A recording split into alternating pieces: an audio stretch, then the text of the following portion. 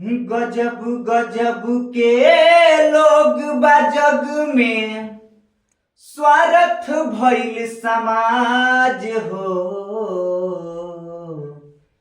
दुख में कहाँ बा हर केहू संगतिया, ए दुनिया में आज हो। हित परित हिताई मिताई जात छोड़ देला, हित परित हिताई मिताई जात छोड़ देला। जब समय होला कमजोर हो, जब समय होला कमजोर त हर कोई साथ छोड़ देला। जब समय होला कमजोर त हर कोई साथ छोड़ देला। हित परित हिताई मिताई जात छोड़ देला, हित परित हिताई मिताई जात छोड़ देला। जब समय होला कमजोर हो, जब समय होला कमजोर त हर कोई साथ छोड़ देला। जब समय होला कमजोर त हर कोई साथ छोड़ देला। बनला के 10 गो साथी, बिगड़ला के कोई ना।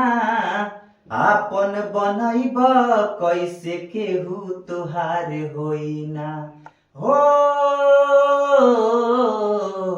बनला के 10 गो साथी, बिगड़ला के कोई ना। आपन बनैब कैसे केहू तुहार होई ना। धई के हाथ में हाथ, हाथ से हाथ छोड़ देला।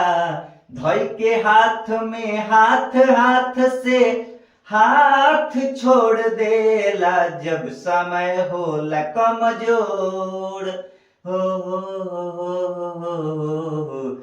जब समय होला कमजोर त हर कोई साथ छोड़ देला।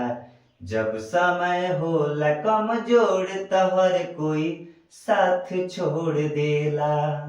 आँखिया से लोर झरे नहीं पोछवैया, केहू ना सहैया होला सितम के समैया हो।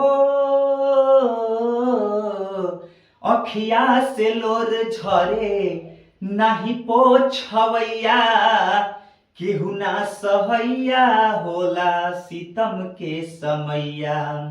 धर्म कर्म रीति और रिश्ता नात तोड़ देला। धर्म कर्म रीति और रिश्ता नात तोड़ देला। जब समय होला कमजोर हो, जब समय होला कमजोर त हर कोई साथ छोड़ देला। जब समय होला कमजोर त हर कोई साथ छोड़ देला। हित परित हिताई मिताई जात छोड़ देला। हित परित हिताई मिताई जात छोड़ देला। जब समय होला कमजोर हो,